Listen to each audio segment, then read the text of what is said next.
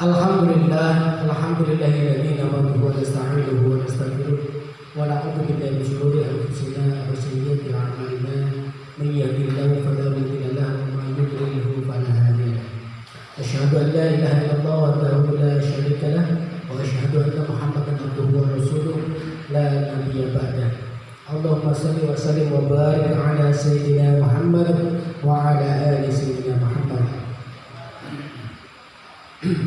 Jamaah Majelis Taklim Thoriqul Iman yang dirahmati Allah SWT. Ya, sebelum saya sampaikan materinya, saya mohon maaf terkait dengan dua hal. Yang pertama terkait dengan perubahan materi. Jadi ini saya ingin mencoba sekali-sekali membahas tentang ekonomi, tapi sekiranya apa yang agak ringan. Nah, ini mungkin agak ringan ini mungkin. Yang kedua,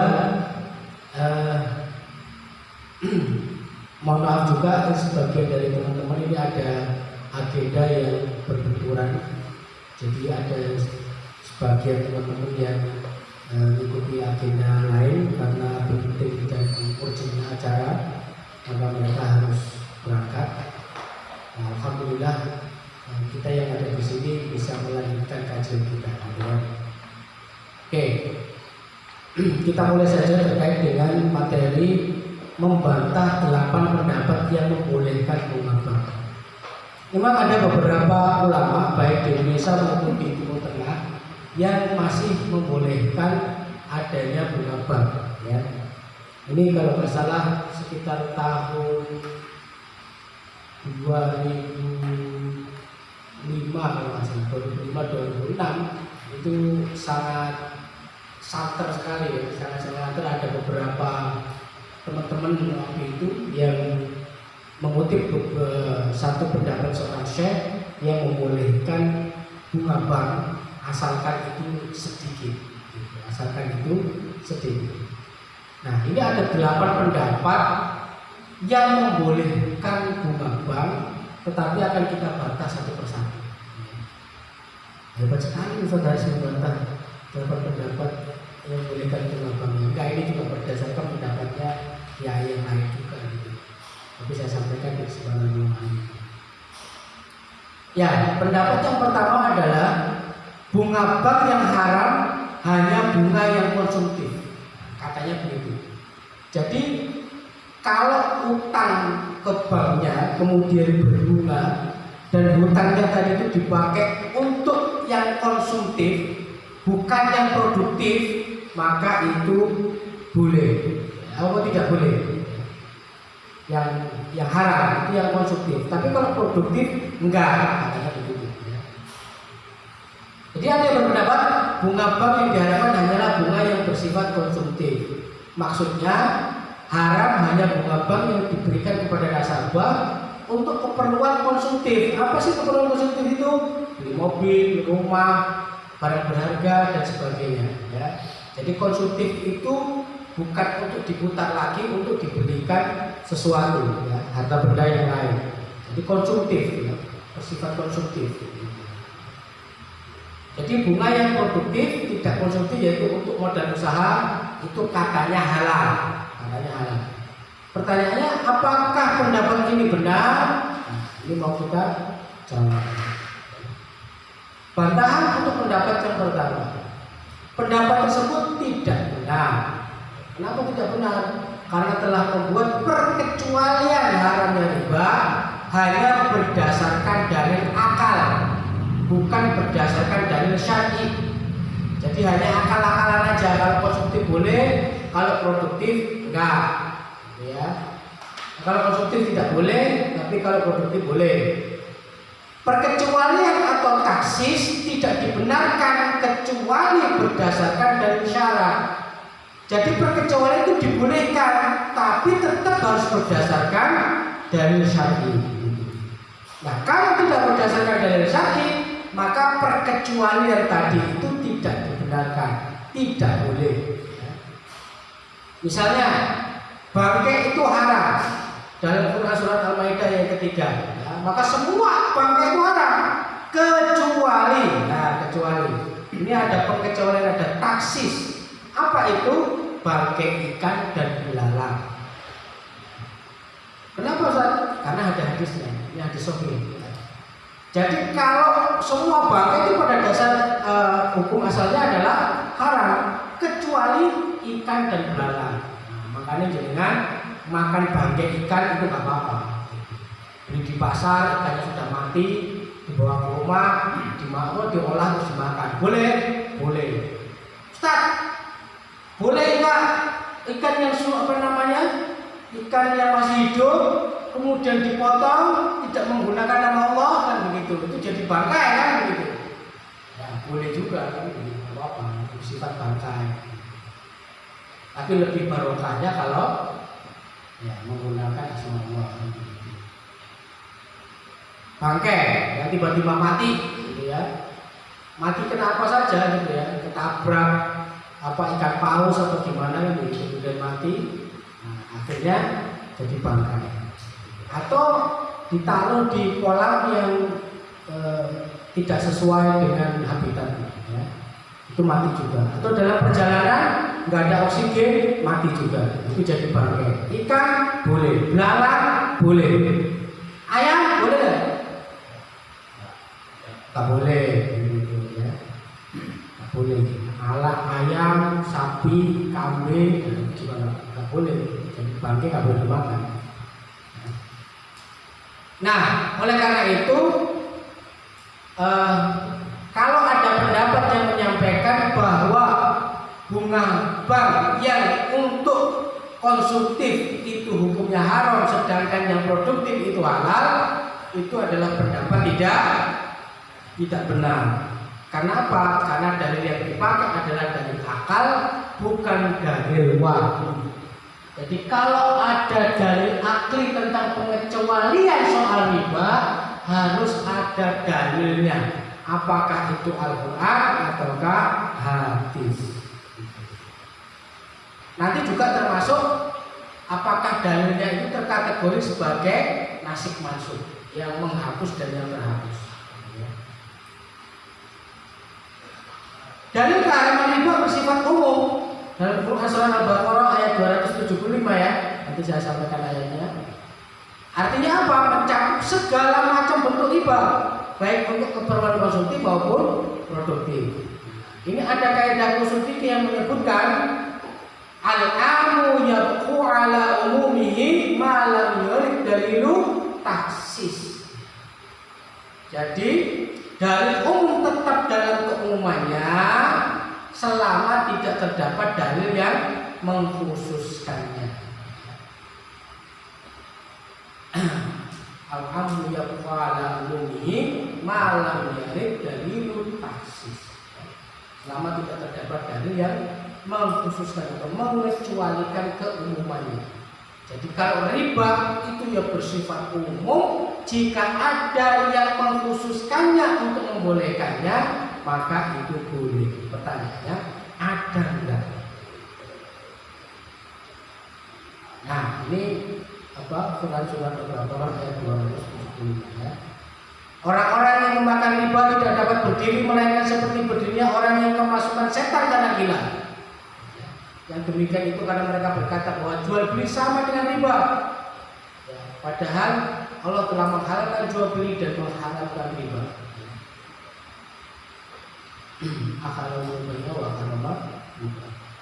Barang siapa mendapat peringatan dari Tuhannya lalu ia berhenti, maka apa yang telah diperolehnya dahulu menjadi miliknya dan urusannya terserah kepada Allah. Barang siapa mengulangi, maka mereka itu penghuni neraka, mereka kekal di dalamnya. Ini adalah dalil tentang keharaman riba. Wa halalul bai'a wa harama riba. Bahwa Allah menghalalkan jual beli dan mengharamkan riba. Itu pendapat yang pertama. Pendapat yang kedua, bunga bank yang haram hanya bunga yang berlipat ganda, sing gede, sing besar, sing akeh. Jadi nek bunga banknya itu besar, haram. Kalau kecil, halal. Ya. Maksudnya bunga bank yang kecil itu misalnya 1% atau 2%. Dulu ada tuh ulama Timur Tengah yang mengatakan di bawah 5% itu boleh. Bunga bank di bawah 5% itu boleh. Ada yang mengatakan begitu. Jadi termasuk terkategori ini. Jadi bunga yang kecil tidak haram. Loh, kok bisa begitu Ustaz? Iya, mereka juga pakai dalil. Dalil pendapat ini adalah Quran surat Al-Imran ayat 130. A'udzubillahi minasyaitonir rajim. Bismillahirrahmanirrahim. Ya ayyuhalladzina amanu la ta'kulur riba ad'afan mud'afatan. Hai orang-orang yang beriman, janganlah kamu makan riba yang berlipat ganda. Ini dalilnya. Kalau berlipat ganda tidak boleh, berarti yang kecil boleh. Ini pakai mafhum mukhalafah, pakai mafhum kebolehannya, ya. Pemahaman kebolehannya. Memang di dalam kaidah usul fikih itu dibolehkan terkait dengan menggunakan mafhum mukhalafah atau makna kebalikannya itu boleh. Cuma menggunakan makna kebalikannya dalam ayat ini apakah boleh atau tidak? Nah, itu yang akan kita bahas. Bantahan atau pendapat yang kedua, pendapat itu tidak benar. Kenapa? Karena telah mengambil mafhum mukhalafah atau pemahaman sebaliknya yang implisit secara tidak sah dalam usul fikih. Kenapa tidak sah? Karena bertentangan dengan nas atau ayat atau hadis. Jadi mafhum mukhalafah itu dibolehkan asalkan tidak bertentangan dengan dalil. Tapi kalau bertentangan tidak boleh. Nas yang dimaksud adalah nas yang mengharamkan riba secara umum, baik riba yang sedikit maupun yang banyak. Jadi Quran surat Al-Baqarah ayat 275 tadi itu mengharamkan riba secara umum. Secara umum itu mau sidik, mau akeh, mau sepenggal, mau sebagian, mau sakjrit, mau sakcron, podo ae, ya. Haram hukumnya. Dalam ilmu usul fikih, mafhum mukhalafah tidak sah jika bertentangan dengan nas atau ayat atau hadis. Misalnya, muslim dilarang memaksa budak perempuannya melakukan pelacuran jika mereka menghendaki kesucian. Jadi perbudakan zaman dulu itu kan begini, jika kalau ada budak dia disuruh melacur, ya, jika mereka menghendaki kesucian itu dilarang. Berarti kalau mereka tidak menghendaki kesucian, nggak dilarang Ustaz. Nah, ini yang tidak boleh. Mafhum mukhalafahnya, bolehkah memaksa budak perempuan jika mereka tidak menghendaki kesucian? Ya tidak boleh. Kenapa tidak boleh? Karena bertentangan dengan nas. Ya. Mafhum mukhalafah seperti ini batil dan tidak boleh diamalkan. Karena bertentangan dengan nas umum yang mengharamkan zina. Wala taqrabuz zina, baik pelaku zina menghendaki kesucian ataukah tidak. Jadi zina tetap dilarang, baik pelakunya menghendaki kesucian ataupun tidak. Jadi menggunakan mafhum mukhalafah seperti itu tidak boleh. Janganlah kau memakan riba dengan berlipat ganda. Jadi kalau sedikit-sedikit boleh Ustaz, tetap tidak boleh. Kenapa tidak boleh? Karena bertentangan dengan ayat, dengan hadis. Hadisnya apa dengan ayat? Ayatnya apa? Ya ayat tentang riba itu sendiri yang secara umum diberlakukan. Ya. Demikian pula membolehkan riba yang sedikit atau berlipat tidak berlipat ganda dengan mengambil mafhum mukhalafah dari Quran surat Al-Imran ayat 130 adalah batil karena bertentangan dengan nas yang mengharamkan riba. Itu Quran surat Al-Baqarah ayat 275.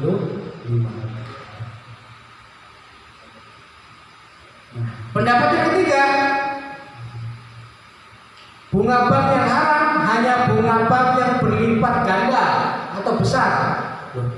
Sama Ustaz sama yang tadi. Nah ini beda perkara ya, beda urusan. Pendapat tiga ini seperti pendapat yang kedua, hanya berbeda sedikit istidlal atau penggunaan dalilnya. Pendapat tiga ini mengatakan bahwa riba secara umum memang haram berdasarkan Quran surat Al-Baqarah, tetapi pengecualiannya yaitu yang diharapkan khusus riba yang berlipat ganda saja. Nah, ya, Jadi dalil umumnya itu Quran surah Al-Baqarah ayat 275 dan Quran surat Al-Imran ayat 130 itu pengecualiannya. Apa itu? Yang nggak boleh itu yang berlipat ganda, yang sedikit-sedikit itu boleh. Pendapatnya begini. Kalau tadi kan mengambil mafhum mukhalafahnya kan begitu. Kalau ini terkait dengan taksisnya, pengecualiannya. Apa itu pengecualiannya? Nah, yang kalau berlipat ganda boleh, kalau kecil berlipat ganda nggak boleh. Berarti yang kecil itu boleh. Jadi riba yang tidak berlipat ganda umumnya boleh sebagai taksis atau perkecualian dari keumuman riba. Al-Baqarah 275 itu keumuman riba, kemudian dikecualikan dengan surat Al-Imran ayat 130. Masalahnya adalah pendapat ini benar ataukah salah. Bantahan untuk pendapat yang ketiga. Pendapat tiga ini batil. Batil kenapa kak? Batil karena tidak benar. Quran surah Al-Imran 30 adalah dalil taksis pengecualian dari keumuman riba. Apakah Quran surah Al-Imran 30 adalah dalil taksis untuk pengecualian? Itu tidak benar. Kenapa? Dalam ilmu usul fikih dalil taksis harus datang belakangan, sedangkan dalil umum datangnya lebih dulu. Jadi namanya taksis itu dalil umumnya turun dulu, baru pengecualiannya itu turunnya kemudian. Itu benar. Jadi yang umum yang awal turun kemudian dikecualikan setelah wahyu turun berikutnya. Itu benar. Jadi kalau dalil taksisnya itu datangnya belakangan, kemudian dalil umumnya itu datangnya duluan, itu benar, boleh dipakai. Masalahnya coba kita teliti. Quran surat Al-Imran dengan Al-Baqarah 275 itu duluan mana turunnya? Ya.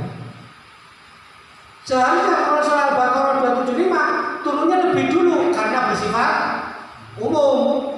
Baru kemudian Quran surat Al-Imran 130 sebagai pengecualiannya taksisnya turun belakangan. Secara urutan begitu. Faktanya tidak demikian. Kenapa? Karena Quran surat Al-Imran ayat 130 turun lebih dulu, baru kemudian Quran surat Al-Baqarah 275. Pertanyaannya, mana yang dipakai? Yang duluan atau yang belakangan? Yang belakangan, apalagi yang belakangan ini bersifat umum. Jadi yang dipakai ya yang belakangan. Artinya yang dipakai adalah Quran surat Al-Baqarah ayat 275. Sehingga pendapat yang mengatakan bahwa Quran surat Al-Imran ayat 130 adalah pengecualian dari Quran surat Al-Baqarah 275 itu adalah pendapat yang tidak benar. Ya. Begitu. Makanya kalau belajar dalil itu nggak bisa sepotong-sepotong, harus dikaji secara keseluruhan. Kalau mengamalkan dalil yang sepotong-sepotong bahaya. Pendapat yang keempat, bunga bank boleh untuk mengimbangi inflasi. Kalau nggak salah di teori teori ekonominya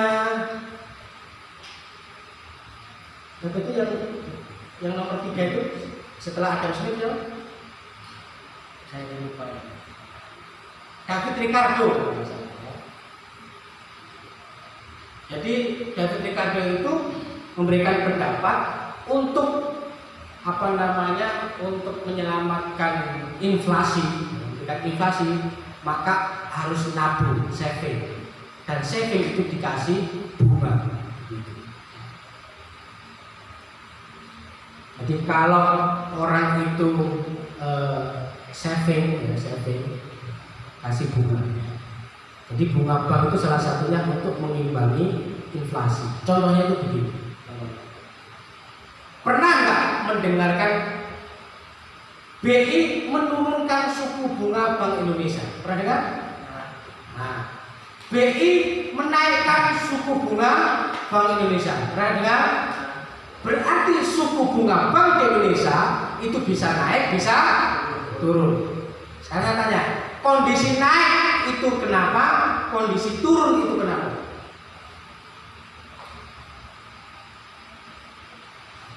Kalau suku bunganya naik, kira-kira orang ingin konsumtif atau pengen nabung? Kenapa? Pengen nabung. Kenapa pengen nabung? Karena bunganya besar. Jadi BI sengaja menaikkan suku bunganya agar orang banyak nabung. Apa tujuannya?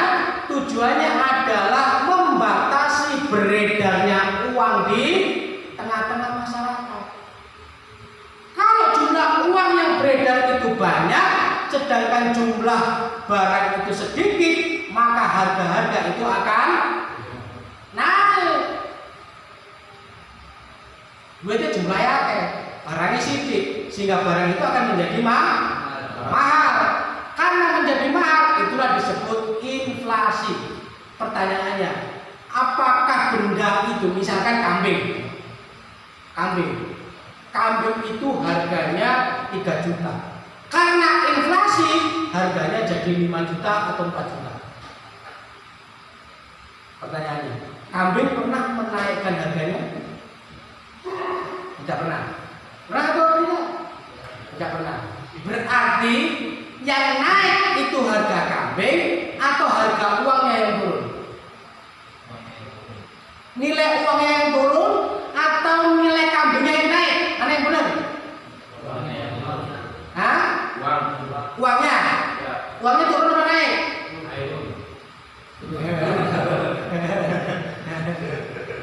Sekarang harga kambing biasanya 3 juta.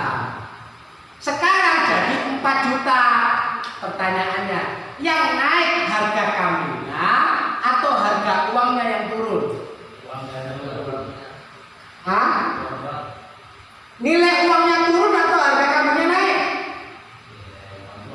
Nilai uangnya tuh turun. Kenapa? Karena kambingnya nggak pernah menaikkan harganya. Kambingnya semua rontok kok. Biar kambing mau kae. Tapi kenapa harganya bisa naik bisa turun? Itu bukan kambingnya, tapi nilai uangnya. Makanya banyak pendapat ekonom syariah itu yang mengatakan harga satu kambing dulu itu 1 dinar. Sampai sekarang pun tetap satu dinar. Lantas kenapa di zaman kapitalis sekarang harga kambing kadang-kadang 3 juta, 3 juta setengah, 4 juta, gitu loh. Berarti uangnya ini kan nilainya tuh turun gitu. Kenapa turun? Inflasi. Kenapa inflasi? Jumlah uang itu banyak yang beredar. Karena itulah suku bunganya itu dinaikkan. Apa tujuannya? Agar orang itu nabung. Kalau banyak nabung, banyak bunganya, karena begitu banyak keuntungannya. Ditabung. Kalau banyak orang nabung, berarti uang itu akan kesedot di bank, sehingga peredarannya itu bisa dikontrol. Sebaliknya, kalau bunga banknya itu kecil, maka uang yang beredar akan banyak. Apa saya nabung? Nggak ada keuntungannya, bunganya kecil. Mending saya bisniskan, mending buat modal, mending buat ini, sehingga uangnya beredar. Nah, itu terjadilah kebalikannya inflasi. Apa itu? Deflasi. Tapi ada plus minusnya buat pengusaha. Nek suku bunganya dinaikkan, bunganya pengusahanya belum nikah. Kenapa? Cicilannya tambah gede. Uang banyak, orang banyak nabung, tapi pengusahanya gempol. Begitu pula ketika deflasi, suku bunga kecil, pengusaha utang gede-gedean, nembak. Kenapa? Karena bunganya kecil, makanya utangnya jor-joran banyak, gitu loh. Nah, sebagai akibatnya apa? Untuk katanya untuk menggairahkan ekonomi, maka suku bunganya itu dikecilkan, gitu ya, biar orang itu banyak transaksi, banyak utang bank, begitu ya. Nah, dari sistem kapitalis itulah memang apa istilahnya itu, nggak ada baiknya, dinaikkan buruk, diturunkan juga buruk. Kenapa? Nggak stabil. Itulah salah satu kelemahan sistem ekonomi kapitalis, menggunakan mata uang apa namanya itu, mata uang logam itu apa namanya, bahasa ekonominya apa? Mata uang jamaahnya lupa juga. Dulu pelajaran SD itu kan ada mata uang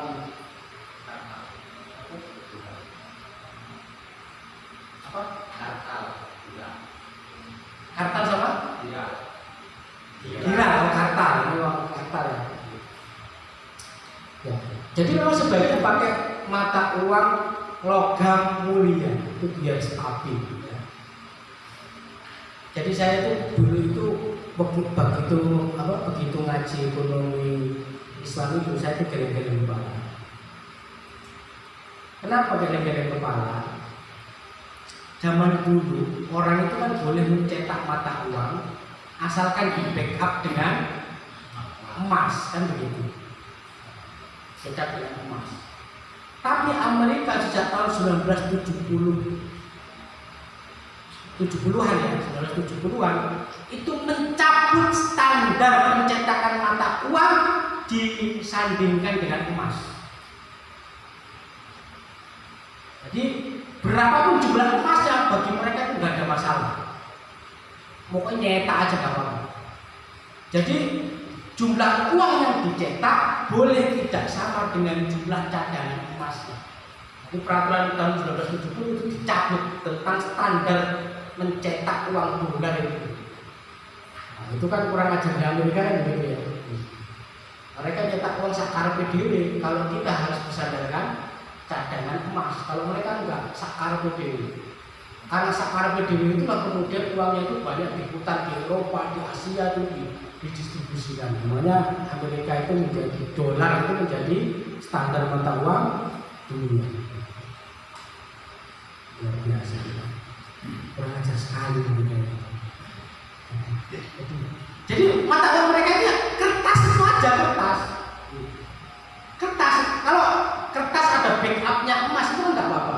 Jadi misalkan saya punya uang 100.000, Pak BI, saya nggak mau uang 100.000 nih, saya mau tuker aja 100.000 ini dengan emas, dikasih itu. Kenapa?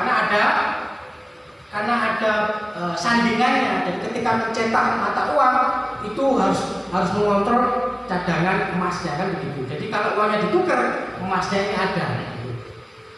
Nah kalau ke Amerika tukar, gak ada di sini kertas itu aja.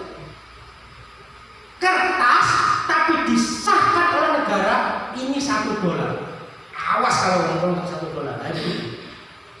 Kalau di Indonesia enggak, ini 100.000 di backup oleh cadangan emas. Tapi kalau ini uang tak stempel $1, pokoknya pakai. Pokoknya percaya sama saya. Nah, kamu ada emas apa enggak? Enggak ada urusan, pokoknya pakai aja. Awas kalau kamu enggak pakai. Nah, itu Amerika itu begitu ya. Jadi luar biasa. Nah, kita kembali ke sini. Jadi bunga bank ya, boleh untuk mengimbangi inflasi. Apakah pernyataan ini benar? Ya. Ada yang berpendapat bunga bank boleh karena untuk mengimbangi inflasi. Inflasi adalah fenomena di mana jumlah uang yang beredar lebih banyak daripada jumlah barang dan jasa di pasar. Jadi inflasi itu uang yang beredar lebih banyak daripada barang. Inflasi ditunjukkan oleh penurunan nilai mata uang kertas fiat money. Ya. Inflasi ditunjukkan oleh penurunan nilai mata uang kertas atau fiat money. Ya. Contoh, uang 100.000 pada tahun 2013 berbeda nilainya dengan uang 100.000 tahun 2013 atau sekarang. Jadi kalau jenengan punya duit 1.000 waktu jenengan kecil, itu uang saku yang besar apa yang kecil? Besar. Besar banget. Dikasih bapaknya uang 100.000 itu besar banget. Besar banget.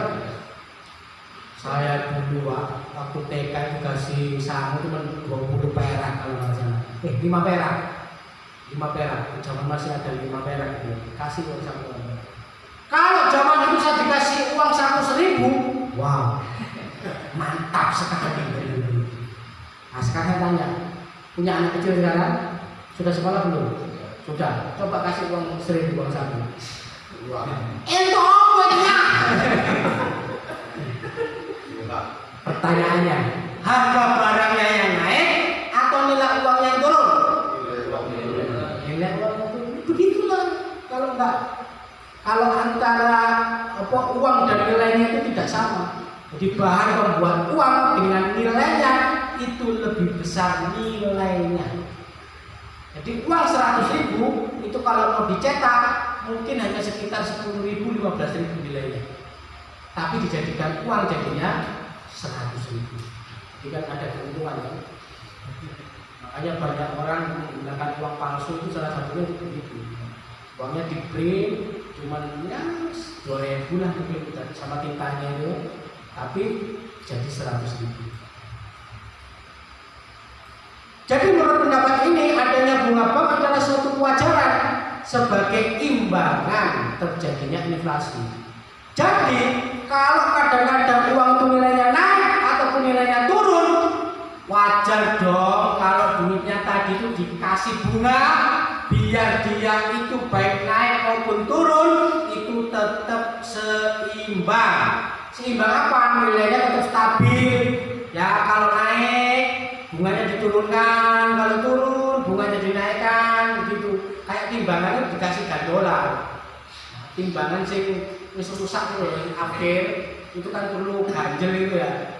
Jadi kalau ganjelnya dilepas, nah itu sudah kalau 1 kilo nggak 1 kilo lagi mungkin 0,8 gitu. Makanya harus dikasih poin ditempelin di timbangannya itu. Nah bunga bank itu dianggap kayak begitu, makanya diperbolehkan. Bantahan untuk pendapat yang keempat. Pendapat keempat ini batil dari 2 sisi. Apa itu? Pertama, pendapat ini hanya berdasarkan dalil akli logika, bukan berdasarkan wahyu. Jadi cuma logika para ekonom. Berbicara hukum Islam artinya adalah berbicara hukum berdasarkan wahyu Allah, yaitu Al-Quran dan As-Sunnah, bukan hukum berdasarkan akal manusia. Lihatlah dalil-dalil mewajibkan kita mengikuti hukum wahyu. Misalnya Quran Surah Al-Maidah 48, 49 dan 50 juga Al-Araf ayat yang ketiga. Yang semuanya itu mewajibkan kita untuk mengikuti hukum Allah, mengikuti hukum dan wahyu dari Allah Subhanahu wa taala. Kedua, sesungguhnya kebijakan negara mencetak uang kertas atau fiat money adalah suatu kekeliruan. Kenapa? Karena uang kertas tidak mempunyai nilai intrinsik. Nilai intrinsik itu nilai yang terkandung di dalam zat uang itu sendiri. Gak ada nilainya, sehingga menyebabkan inflasi yang terus menerus. Seharusnya yang dicetak adalah uang berbasis logam mulia, dinar dari emas dan dirham dari perak, yang anti inflasi. Karena emas itu nilainya stabil, gitu loh. Kalau emas itu nilainya stabil, maka ketika dijadikan uang gak perlu bunga. Nilainya dari zaman dulu sampai sekarang tidak akan berubah.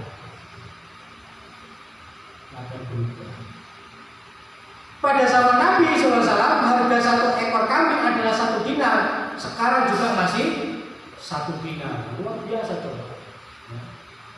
Nabi itu dari 1.300-an. Hijriah kan 1.400-an berapa? Sebelum Nabi hijrah kan itu. Coba bayangkan, 1.400 tahun lebih itu namanya kambing tetap 1 dinar. Enak itu. Kenapa kok enak satu? Sekarang coba kita kerja di perusahaan, gaji tambah lama tambah naik atau tambah turun? Gaji tambah naik, tambah lama tambah naik atau tambah turun? Tambah naik. Tapi harga-harga tetap. Ya kok, enak apa orang? Sekarang loh. Kambing dari dulu harga 1 dinar. Sekarang berarti harga barang tidak berubah. Kalau kita kerja dan gajinya pakai dinar, kan enak. Betul apa enggak? Orang kerja semakin lama semakin naik atau semakin turun gajinya? Semakin naik. Harga barangnya semakin naik atau semakin turun? Tetap, bukan pena. Sampai nasi dibudui sama kapitalis, dibohongin sama kapitalis. Kok bisa tak dibohongin kapitalis? Iya, gaji sampai dinaikkan, tapi harganya ikut naik, sama juga bohong begitu. Bisa jadi kenaikan harganya tak sebanding dengan kenaikan gajinya. Tambah double 2 kali dibohonginya. Wes ngono gajinya gak UMR mana, wes tambah double wes. Makanya enak itu hidup dalam Islam itu salah satunya. Pakai mata uang dinar dan dirham yang nilai barang gak akan pernah naik ataupun turun, ya tetap stabil begitu. Tapi kalau kita kerja, gajinya semakin lama semakin naik. Itu berarti kita semakin sejahtera, betul? Kalau sekarang harga pada naik, gaji juga naik. Tapi kenaikan harga dengan kenaikan gaji gak seimbang, gak sebanding. Makanya kita tekor terus. Terus tekor protes, naikkan gaji. Kalau menurut saya salah. Loh kenapa Ustaz? Percuma sekarang kita menuntut naikkan gaji. Listrik naik, pendidikan naik, kesehatan naik, barang-barang di pasar naik. Buat apa kita menuntut kenaikan gaji kalau semua itu pada naik? Pasti kenaikan gaji kita nggak sebanding dengan kenaikan yang lain. Terus kalau begitu, kalau demo buruh apa yang dituntut Ustaz? Listrik gratis, BBM murah, harga turunkan, kan begitu. Gaji tetap, nggak apa-apa. Berani ya? Gaji tetap, tapi satu, harga BBM turun, harga listrik turun, harga apa lagi? Harga pendidikan turun, kesehatan turun. Ayo, pilih mana? Gaji tetap, pendidikan, kesehatan, listrik, BBM turun, atau gaji naik, BBM, listrik, kesehatan, pendidikan naik. Pilih mana? Nah iya makanya kalau demo itu jangan naikkan gaji, naikkan apa saya? Salah jangan itu dibully. Yang benar itu tadi, turunkan harga BBM, turunkan harga listrik, turunkan harga pendidikan, biaya pendidikan, turunkan biaya kesehatan gratis, nggak usah pakai BPJS. Enak nggak? Nah, listrik gratis, murah, nggak usah naik ya. Gitu. Kalau sekarang 1 kWh misalkan 1.000, nah 100 perak lah 1 kWh. Habis itu BBM juga turun. Kalau BBM turun, maka harga-harga yang lain ikut turun kan begitu. Sehingga apa? Meskipun gaji kita itu tetap, semuanya jadi lebih murah, kita untung gitu. Tapi gaji naik, inflasi naik, semua naik, ini naik, segala macam. Begitu karyawan gajinya dinaikkan, gaji naik sekitar 5%. Kalau dulu saya di A itu 8%, 12%.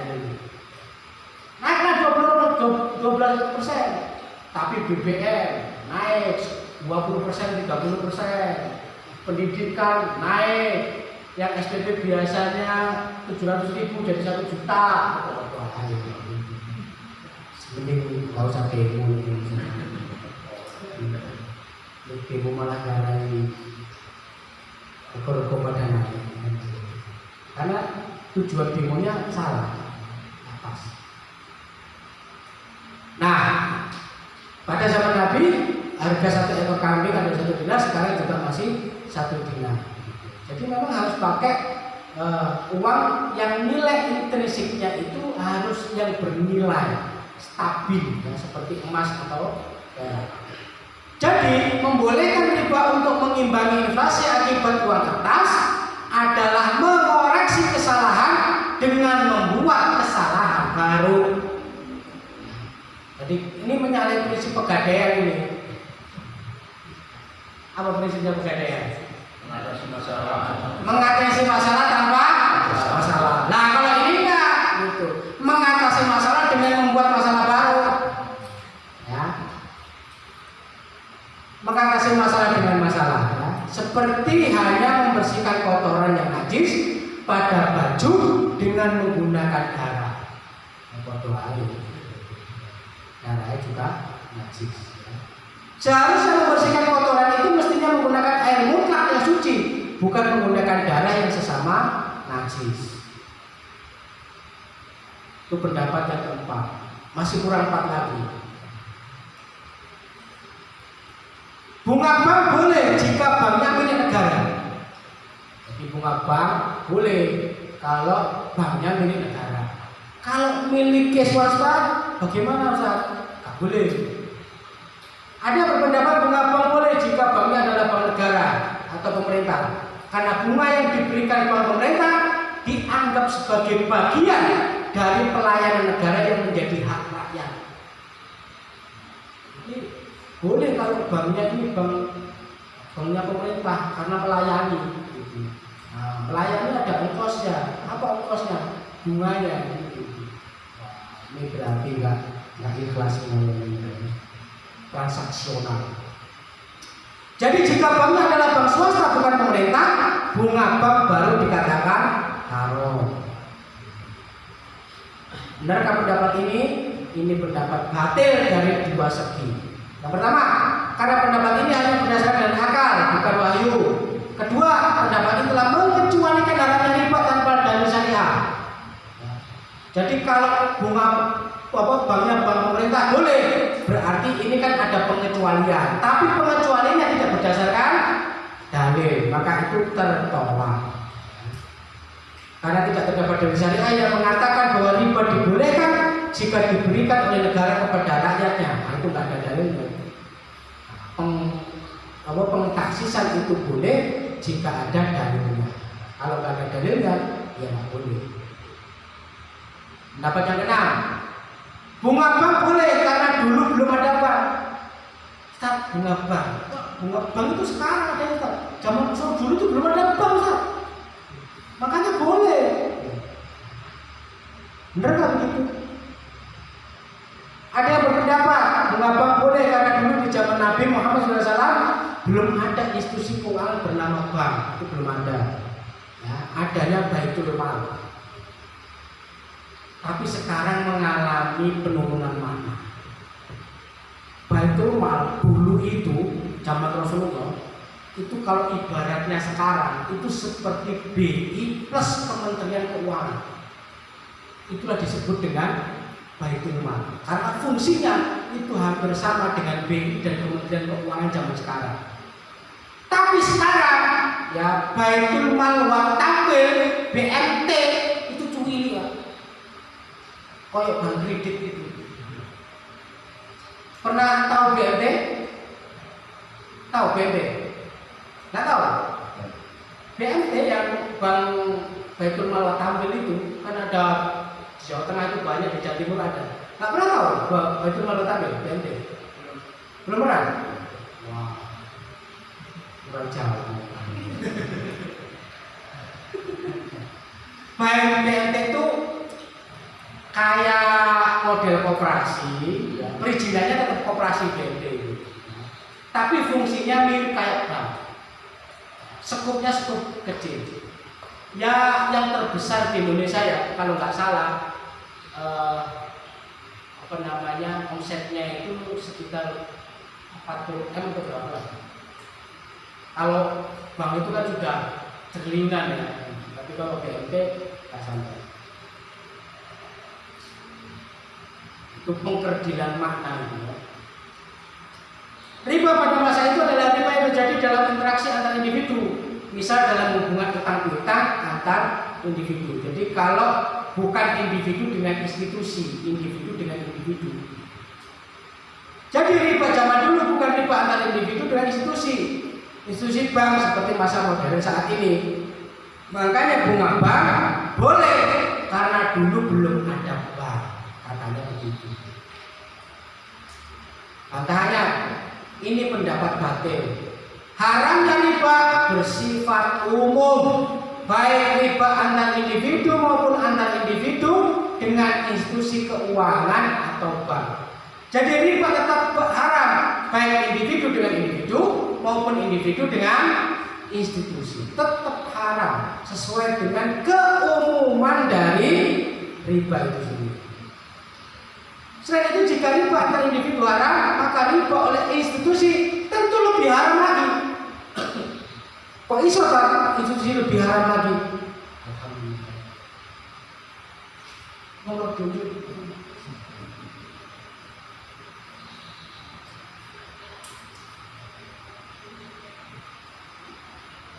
Kopi itu kalau diminum panas itu enak. Oke, selanjutnya. Kenapa kok lebih haram lagi? Karena riba oleh institusi pasti mempunyai legitimasi yang lebih kuat daripada riba antar individu. Jadi kenapa lebih haram lagi? Karena di situ ada dilindungi juga. Jadi kalau nggak bayar ada sanksinya. Punya legitimasi yang lebih kuat ya, karena diakui oleh undang-undang. Ini sama halnya dengan zina dalam pelacuran. Pelacuran bisa terjadi antar individu, bisa juga terjadi antar individu dengan sebuah institusi. Apa institusi tadi? Semacam ini. Coba ini jangan ini itu kan bahaya. Ya. Maka jika pelacuran individu diharamkan, maka pelacuran didukung oleh sebuah sistem atau institusi tentu lebih haram lagi. Makanya di tulisannya itu diubah, tapi buka lapak kecil-kecil di sekitarnya. Kok tahu Ustaz? Katanya. Tapi curiga sama saya. Pendapat yang ketujuh, bunga bank boleh karena terjadi secara suka sama suka. Ikhlas Pak. Saya mengutang 1 juta balik 1.100.000, ikhlas saya tak balik 1.100.000. Apalagi yang ngutangin, ikhlas tak ikhlas. Nah, sama-sama ikhlas kan boleh Ustaz. Mau ikhlas kok. Wah, bahaya ini. Mungkin ada yang berpendapat bunga bank boleh karena antara memberi bunga dan penerima bunga sudah sama-sama rela, suka sama suka. Artinya tidak terjadi paksaan kepada pihak-pihak terlibat riba. Saya tidak dipaksa, ikhlas saya. Sehingga unsur kerelaan ini menjadi alasan dibolehkannya bunga bank. Benar nggak semacam ini? Nah, ini pendapat batin. Kenapa? Kerelaan itu tidak dapat menghalalkan sesuatu yang haram. Apa contohnya? Nah, yang haram tetap haram meskipun dilakukan secara suka sama suka. Nah ini contohnya. Wah ini kan suka sama suka, suka sama suka dasmu dulu.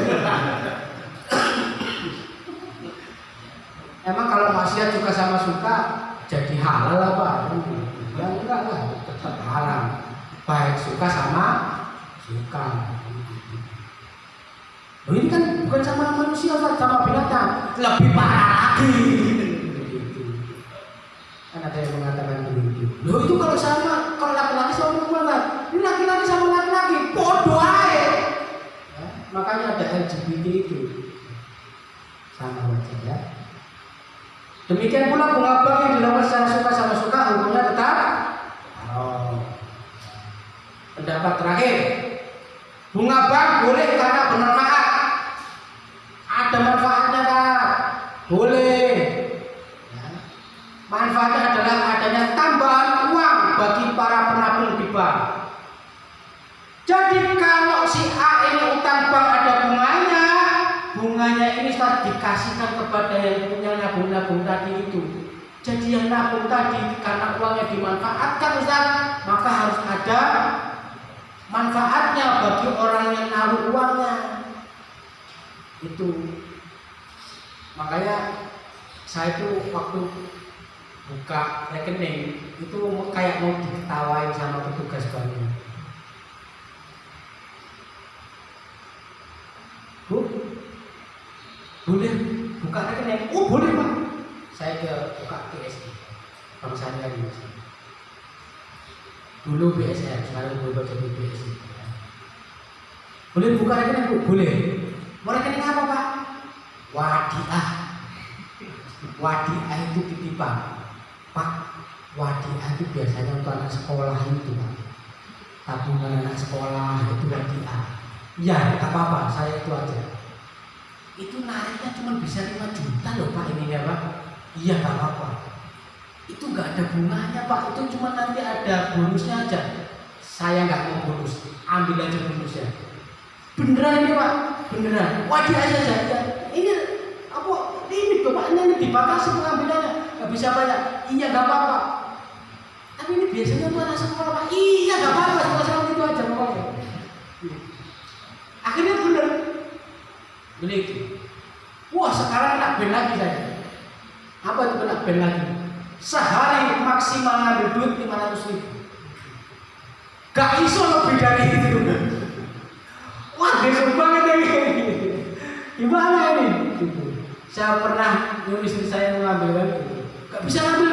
Sing bener, iya gak bisa. Katanya limit. Limit apaan itu masih banyak di dalamnya kan begitu. Limit gak bisa. Ganti ATM. Kami gak bisa juga. Akhirnya gak puas saya bawa. Saya ada tamu mau ngambil duit. Saya ambil 500.000, kurangin. Saya ngambil lagi. Gak bisa juga. Pindahin, gak bisa juga. Wah, tisu banget. Bener-bener dibatasi 500.000. Gara-gara wadiah. Titipan, kita bukan ada TK. Kenapa Ustaz? Ada itu? Karena yang lain ada bunganya. Nah, itu kan gak boleh haram. Makanya pilih yang wadiah, yang titipan. Itu tidak ada bunganya, cuman bonus. Dan sudah saya sampaikan, saya tidak mau bonus. Kalau mau jenengan ambil dipotong, potong saja nggak apa-apa. Kalau saya ada biaya administrasi mau dipotong dari tabungan saya, potong saja.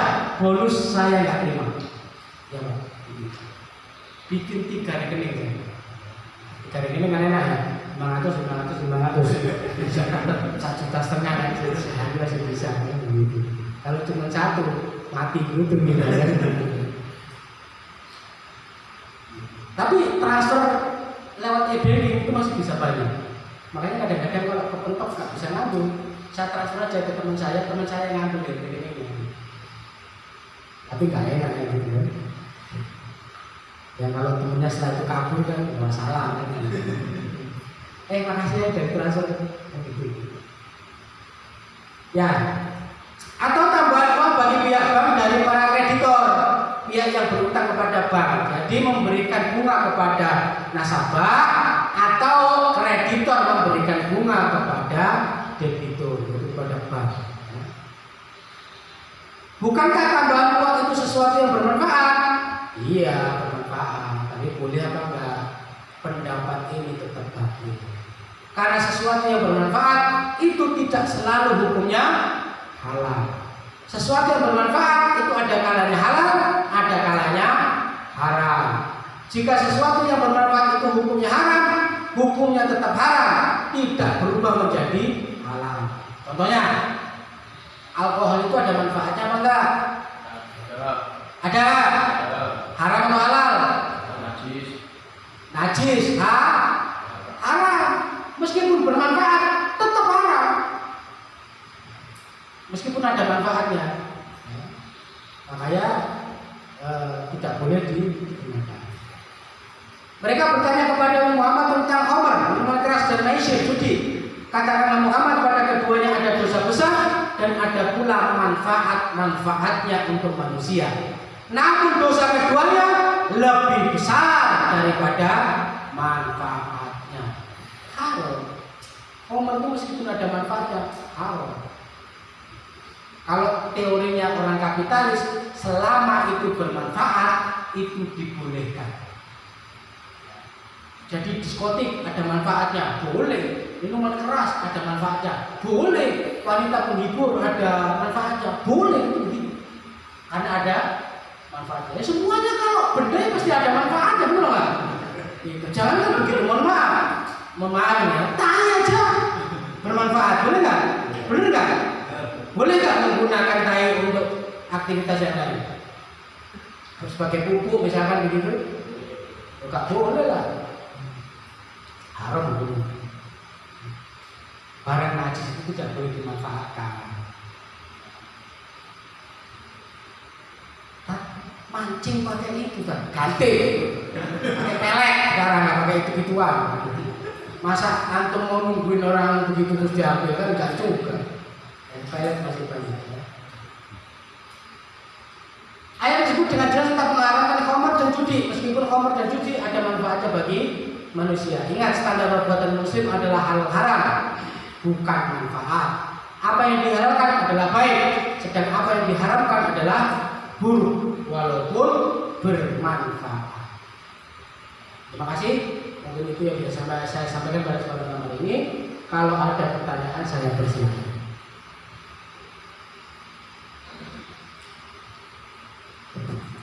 Terima kasih untuk penjelasannya Ustaz. Saat ini kita masuki sesi tanya jawab. Ini ada satu pertanyaan Ustaz dari peserta. Titip pertanyaan. Ya, jadi gini Ustaz, ini agak sedikit menyimpang dari materi sini.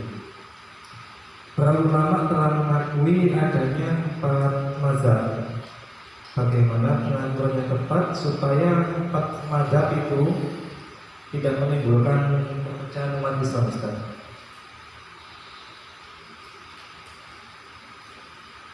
Itu pertanyaannya, Ustaz. Itu pertanyaannya. Iya. Mazhab itu pendapat Islam atau bukan? Menurut jenengan? Mazhab itu ada 4, katanya tadi. Yang biasa dipakai adalah mazhab Maliki, yang kedua Hanafi, yang ketiga Syafi'i, yang keempat Hambali, kayak gitu ya. Sekarang saya tanya, Maliki, Syafi'i, Hanafi, Hambali, masing-masing pendapat mereka itu pendapat Islam atau bukan? Ya. Imam Syafi'i pendapat Islam, Imam Maliki pendapat Islam, Imam Abu Hanifa pendapat Islam, Imam Abu Hanifah juga pendapat Islam. Jadi 4 mazhab itu pendapatnya Islam. Artinya apa?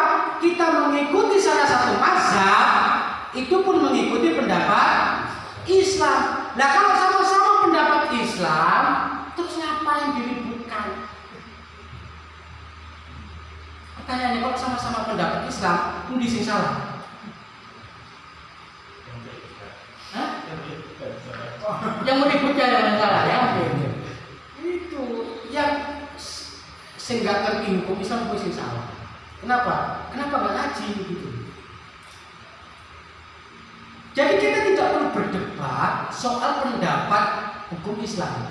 Mau Imam Syafi'i, Imam Maliki, Imam Abu Hambali, Imam Abu Hanifah, tetap saja semuanya itu pendapat di Islam. Masing-masing itu seorang mujtahid. Seorang mujtahid itu kalau benar pahalanya 2, kalau salah pahalanya 1. Lo salah lo dapat pahala. Sama-sama pendapat Islamnya, nggak perlu diperdebatkan.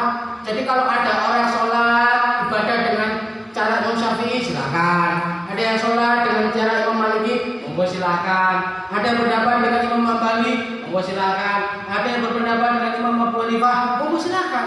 Bersama-sama pendapat Islam. Yang salah itu yang beribadah tidak pakai dalil, itu yang salah. Kenapa? Karena setiap aktivitas terikat dengan hukum syara, harus ada dalilnya. Kalau nggak ada dalil nggak bisa. Jadi bagaimana menyikapi agar kita hidup rukun? Kita harus memahami bahwa itu masing-masing imam, masing-masing mazhab itu adalah pendapat Islam. Kalau kita ini sudah mengakui masing-masing pendapat Islam, ya sudah, kan sama-sama benernya, betul. Nah, nggak perlu ada yang diperdebatkan. Apalagi kita yang bukan tingkatan mustahil begini, masuk nyalakan mazhab, imam mazhab kan ini tambah atau ini kan begitu. Jadi tenang aja ya. Jadi semua bentuk ibadah yang berdasarkan dalil itu kita hormati, sudah terserah. Yang Yang penting pokoknya dia beribadah itu ada dalilnya, silahkan dulu. Mau mazhab A, B, C, D, mau silahkan. Kalau gado-gado, Wah itu nggak boleh gado-gado. Nggak bolehnya itu begini maksud saya. Satu ya, tidak diperbolehkan mengambil hukum yang lebih ringan. Itu tidak boleh. Ustaz, kalau di sana nyenggol perempuan, Ustaz, di sini enggak. Aku milih sini aja Ustaz. Apalagi kalau zaman terawih, wah, itu banyak yang milih-milih. Aku nyari sholat terawih kan begitu, yang 8 rakaat tapi cepet. Zaman mahasiswa dulu begitu Pak. Ada ustaz yang begitu, ada. Jadi sholat terawih 8 rakaat, tapi boleh sih cepet. Baru itu mari selesai. Yeah. Sing 8 normal kalah cepet. Sing 23 kalah cepet, apalagi kan begitu. Ini 8 cepet kan begitu. Nah, itu nggak boleh ngambil yang ringan ya. Jadi mengambil hukum itu harus dengan keyakinan kan begitu. Pada dasarnya hukum Islam itu tidak berbilang. Maksudnya tidak berbilang itu tidak banyak. Hukum Islam itu tetap satu. Meskipun ada 2 hukum Islam yang berbeda, tapi kita sebagai seorang muslim tetap mengambilnya itu salah satu. Enggak mungkin secara bersamaan itu ngambil dua-duanya, itu enggak mungkin. Kayak tadi itu ya. Ada yang nyentuh perempuan batal wudunya, ada yang nyentuh tidak batal. Maksudnya nyentuh itu nyentuh tangan kiri. Ya. Ada yang nyentuh batal, ada yang nyentuh tidak batal. Kan nggak mungkin pada saat kita mau nyentuh wanita itu 2 pendapat itu ada sekaligus dalam diri kita. Batal nggak batal? Maksud begitu? Kan nggak mungkin. Batal nggak batal ya gitu. Batal nggak batal kan gitu. Ya kan nggak mungkin. Pasti milih salah satu. Oh kalau aku nyentuh batal, berarti aku nggak nyentuh. Berarti dia tetap ngambil satu. Dan satu itulah hukum Islam untuk dia. Aku nyentuh nggak batal besar. Oh berarti itu pendapat jenengan. Nah itu berarti dia tetap milih satu pendapat. Nggak bisa dalam satu aktivitas kita milih 2 pendapat, nggak bisa. Berarti nggak batal. Itu nggak batal. Ya sudah deh, yang tadinya kita mau merekes malah aja, nggak bisa. Tetap nyentuh itu kan begitu ya. Nggak bisa. Makanya tadi ya nggak bisa gaduh-gaduh dalam pengertian kita milih hukum itu nggak sakar PDW, tapi berdasarkan keyakinan hati kita. Keyakinan hati itu dipengaruhi oleh pemahaman. Pemahaman dipengaruhi oleh akal. Ketika kita mencerna sebuah hukum, akal kita itu akan menilai. Dan ketika menilai terjadi pemahaman. Ketika terjadi pemahaman, ada kecenderungan untuk melakukan satu perbuatan, milih salah satu di antara 2 hukum itu. Ini tidak ada juga. Apalagi dalam soal ibadah. Nah, dalam soal satu ibadah itu harus satu mazhab, nggak boleh beda-beda. Sujud pakai mazhab A, nanti i'tidal pakai mazhab B, nggak bisa begitu. Jadi satu rangkaian ibadah itu harus satu pendapat. Gitu. Kalau dalam masyarakat itu nggak menimbulkan perpecahan. Kalau umpama akhirnya jadi golongan ini, kalau itu bukan seluruh perpecahan gitu. Sekarang begini, dikatakan perpecahan itu apa? Adanya firqah-firqah Ustaz. Loh, Allah sendiri itu apa ya? Di dalam Quran surat Al-Imran itu kan menyatakan ya, hendaknya ada segolongan umat di antara kalian kan begitu ya. Berarti apa? Firqah itu dibolehkan. Adanya golongan-golongan itu nggak apa-apa, nggak haram itu. Yang haram itu perpecahannya. Jadi kalau misalkan karena ada kelompok kemudian kelompok ini bertengkar, nah, itu haramnya. Tapi kalau misalkan ada kelompok B itu nggak ada masalah. Jadi berfirqah itu dibolehkan di dalam hukum Islam. Boleh, berkelompok-kelompok itu boleh. Karena Quran Surat Al-Imran itu menghendaki kita juga berkelompok itu. Berkelompok itu boleh. Nah, perpecahan itu yang tidak boleh. Kenapa? Karena prinsipnya dalam Islam persatuan itu nomor 1. Makanya kalau ada pemimpin yang menyatukan, ya, jadi al-imam yarfa'u khilaf kan begitu. Jadi seorang imam itu meniadakan perpecahan, meniadakan perbedaan. Dengan adanya pemimpin akan ada persatuan. Jadi memang sunatullah, namanya firqah itu sudah sunatullah, boleh kalau justru perpecahan itu tidak boleh. Nah, pertanyaan perpecahannya karena apa? Kalau misalkan karena ayat-ayat tentang mazhab, kalau setiap orang bermazhab itu sudah memahami bahwasannya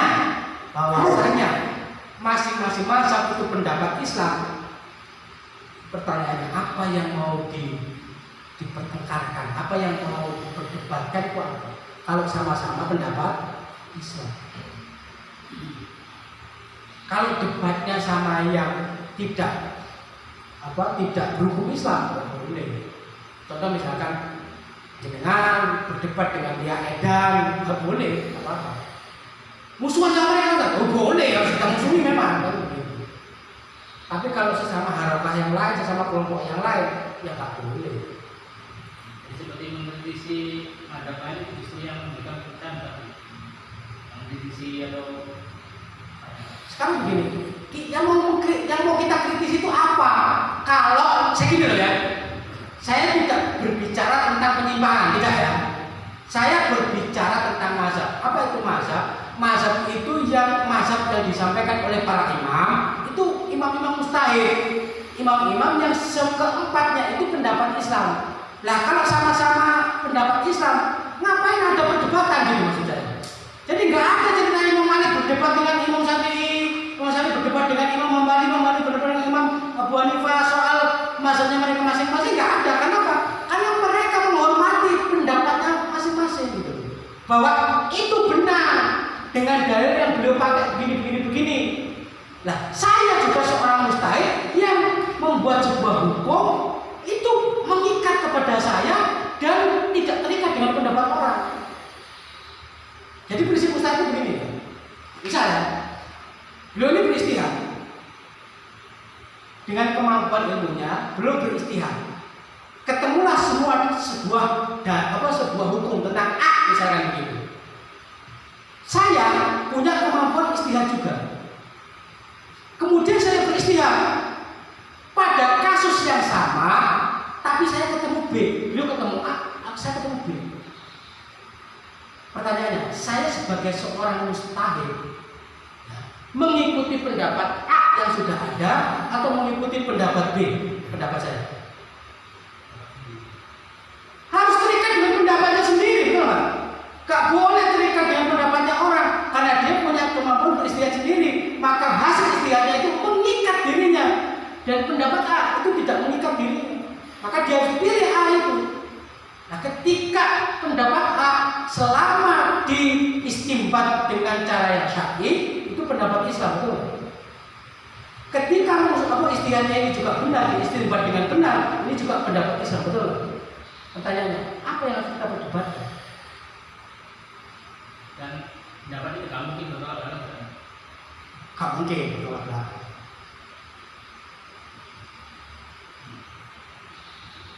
Kalaupun misalkan bertolak belakang, kalaupun ya, nanti akan dikembalikan. Nah, kita ini boleh berpindah pendapat 4 saran. Kita ya, kalau mustahid itu boleh juga kalau kita berpindah pendapat itu boleh dengan cara begini. 1. Kalau kita yakini bahwa dalil yang dipakai oleh beliau itu lebih roji daripada dalil yang kita pakai, nah itu kita bisa berpindah pendapat ke pendapatnya, itu boleh. Kalau dalil yang dipakai lebih roji, lebih kuat, lebih tepat. Yang kedua, kalau ulama yang mengistinbat atau dalil-dalil yang diriwayatkan sanadnya tadi itu juga orang-orang yang punya perilaku yang lebih warok, lebih ketakwaannya lebih bagus begitu ya, kepribadiannya lebih bagus, itu kita kita boleh pindah. Kedua. Yang ketiga, kalau demi persatuan kaum muslimin, saya pendapat A, beliau pendapat B, tapi demi persatuan kaum muslimin, saya yang tadinya B disuruh untuk berpendapat A, itu boleh juga. Kenapa? Karena persatuan umat Islam itu yang utama. Maka saya boleh berpindah. Atau yang keempat, apa yang keempat? Khalifah. Jadi ada pemimpin Islam yang namanya khalifah. Jika ada berpendapat, kemudian khalifah menetapkan A, maka semua rakyat harus A. Mau beda pendapat, mau apa, pokoknya harus A. Kenapa? Karena itu tadi al-imam yarfa'ul khilaf. Jadi imam itu meniadakan perbedaan. Dia harus ikut imamnya. Kita terhadap imam, terhadap pemimpin kita harus taatkan ini. Nah, ketaatan itulah tadi yang menyebabkan kita bisa berpindah kepada pendapat yang lain. Nah, itu 4 kondisi di mana kita boleh berpindah. Kalau nggak dapat kondisi ini, tetap dengan keyakinan kita, pendapat yang kita mau. Juga nggak usah diperdebatkan. Kalau zaman dulu banyak orang berdebatkan, sekarang nggak perlu. Foto pintar kampus. Ya, ada lagi?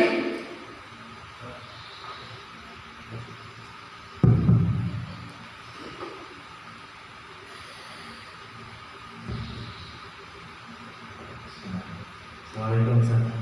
Waalaikumsalam warahmatullahi wabarakatuh. Mohon izin tanya Ustaz. Nah, kebetulan saya ini orang awam tentang seperti ini Ustaz. Kalau karena bank itu mungkin selama ini kebutuhan dianggap kebutuhan ya kebutuhan Ustaz. Berarti kalau dengan materi yang seperti ini kita boleh mempergunakan bank tanpa menggunakan bunga sedikit pun buat Ustaz. Artinya ketika kita menabung diperbolehkan di bank manapun, yang penting kita bilang ke petugas itu untuk tidak mengambil bunganya aja buat Ustaz. Ya, jadi yang diharapkan itu kan bunganya. Nah, pertanyaannya, nabung hukumnya boleh atau tidak? Boleh. Dalilnya apa?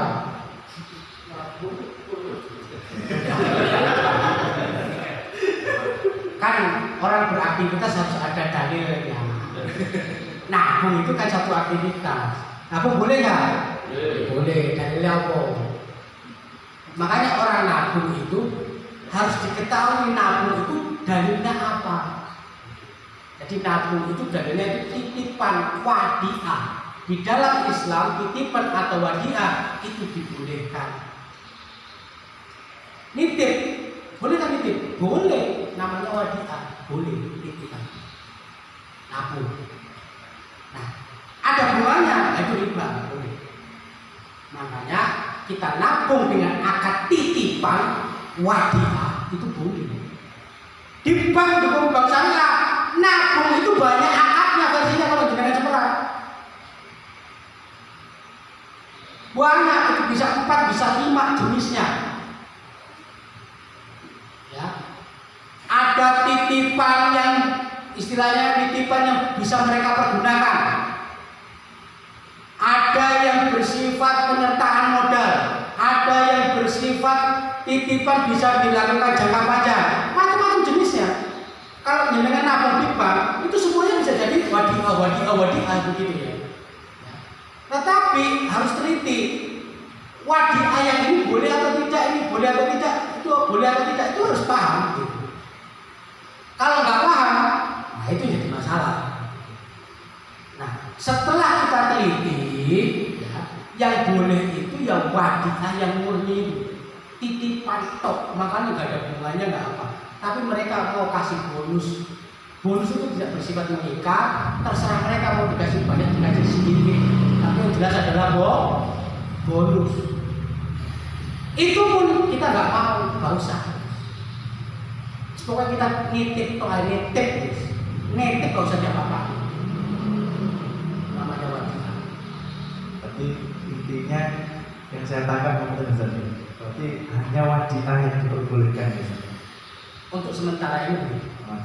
Sama lagi misalnya, Saya belum tahu persis sih di Pegadaian itu kan juga ada nabung emas gitu.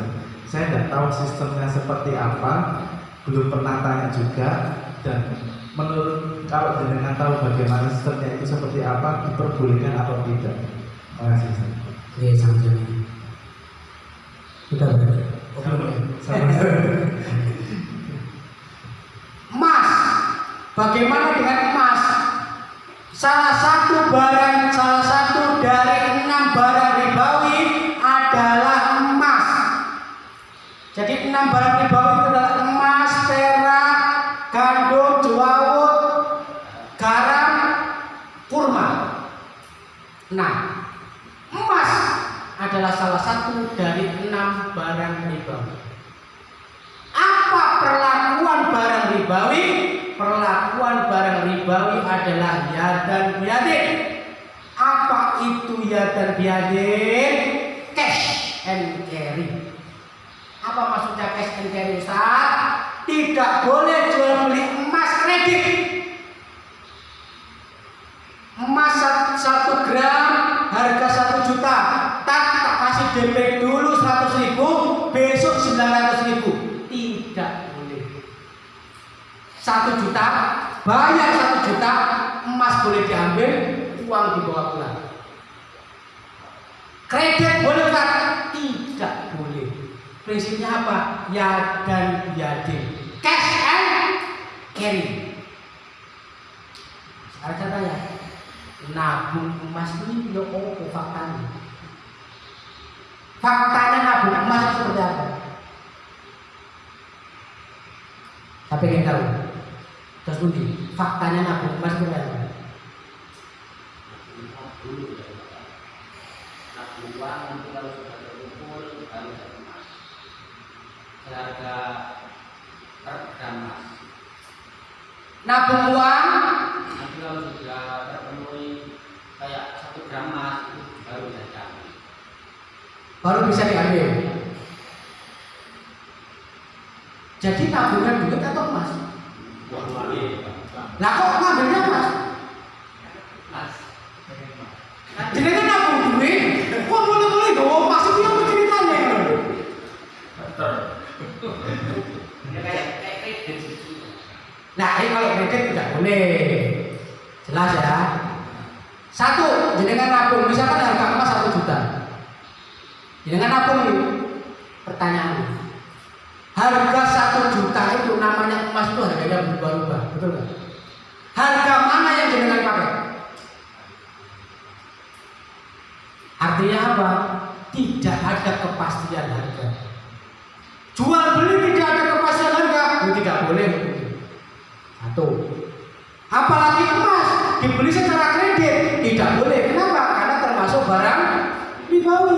Barang ribawi itu tidak boleh dikredit. Cash and carry, tiada yang biarin. Kalau COD COD. baru bukan kita yang nanti mengambil pengantar, baru uangnya kalau yang pengantar tidak sampai harus kita yang Boleh, asalkan yang nganter tadi itu sebagai wakalah penjualnya. Jadi penjualnya, misalkan saya di bola, beliau pengantarin. Nah, saya wakilkan nih, tolong wakilkan saya untuk jual beli dengan Mas Hanif. Ini barangnya. Begitu nyampe sana dibayar Mas Hanif, ini oke nggak apa-apa. Pertanyaannya begini, Ustaz. Ini cuma pengantar, bukan wakil dari saya. Boleh nggak jual belinya sama beliau? Transaksinya pada saat serah terima atau secara online ini?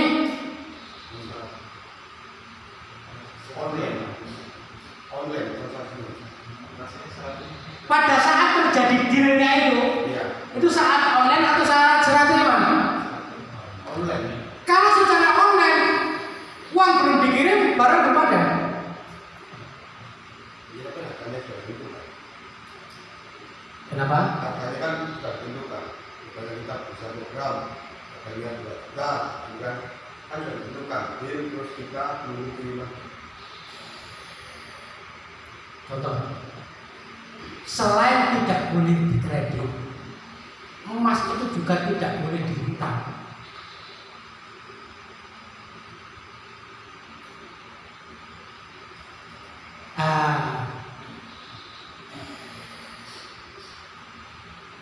Jadi pada saat deal, uangnya gimana cara ketemunya itu? Ada jeda waktu sehari 2 hari, berarti kan utang kalau memang ini. Tidak perlu mengantar. Iya paham. Menunggu pengantarnya itu termasuk sudah jadi milik kita, belum dikasih, kan utang itu namanya.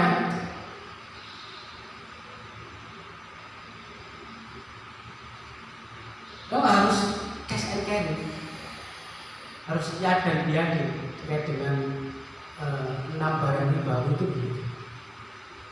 Meskipun para ulama kalau barang kebutuhan sehari-hari itu masih diperbolehkan, ada pendapat ulama, sehingga garam itu jatuhnya masih boleh dihutang. Garam. Kalau garam kan salah satu barang ribawi 6, itu nggak boleh. Emas itu sebenarnya nggak bisa dikonekkan. Saya itu punya teman di Bogor, itu dia terkenal dengan golden boy namanya. Apa itu golden boy? Ya anak muda jual belinya emas gitu. Online nggak bisa. Saya tanya caranya kayak gitu, tetap tidak bisa. Kenapa? Mesti ada jeda. Ini kan harus dan biaya, harus cash and carry. Enggak bisa. Saya punya 2 teman ya, di Balikpapan itu distributor terbesar emas ya. Jadi kalau dia menguasai pasar Balikpapan itu jagonya lah di Balikpapan, sama di Bogor. Itu dengan adanya penjelasan ini itu segala-galanya kepala. Oh, pusing gitu ya. Kenapa pusingnya? Ini tadi nggak boleh ada jeda, nggak boleh dihutang. Pada emak-emak kalau jualan emas itu biasanya dikredit, dihutang begitu. Ini nggak bisa, cash and carry, pusing kepalanya Pak. Jenengan sih nggak kebetulan emas sih enteng terima penjelasan ini. Oh ya, oke, nggak apa-apa, haram. Tapi pelakunya sudah miliaran, dikatakan haram itu cemut kepalanya. Kalau jenengan tahu itu. Untungnya saya nggak di sisi itu, makanya nggak cemut. Terus ngomong aja boleh. Ketika saya diskusikan juga begitu, nggak boleh. Jadi tetap ada jeda tuh nggak boleh.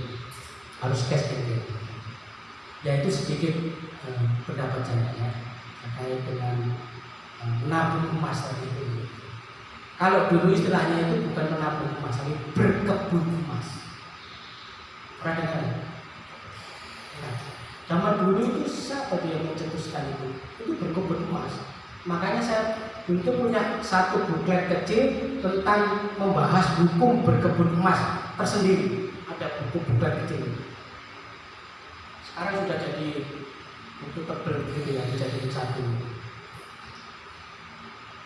Ekonomi kontemporer kalau nggak salah judulnya. Warnanya coklat lebih. Itu di situ hukum terkait dengan hukum ekonomi kontemporer. Dropship lah, berkebun emas lah, asuransi lah, terus apa lagi itu? Leasing, apa lagi? Ada beberapa, ada 11 atau 12 jenis transaksi modern lah. Itu ada bukunya khusus. Hukum Islam. Nah, itu sambil itu nanti dicicil aja setiap pertemuan satu pertanyaan, nanti lengkap ya satu buku. Oke, ngobrol. Di daerah saya itu lagi marah ada sebagian golongan, yaitu diikuti banyak jamaahnya. Saya itu menghalalkan kredit pakai kredit duit bukan barang. Kredit duit. Yang nomor 2, yang saya tanyakan, gimana kalau kita mengenai hukumnya JHT? Kredit duit itu maksudnya gimana? Ya orang pinjam uang tapi kredit itu. Pinjam 1 juta, Kredit, ya kurang lebih ada lebihnya. kalau hutang 1 juta, tapi pengembaliannya dicicil, tetap ujung-ujungnya 1 juta, itu boleh. Ya, boleh. Tapi kalau 1 juta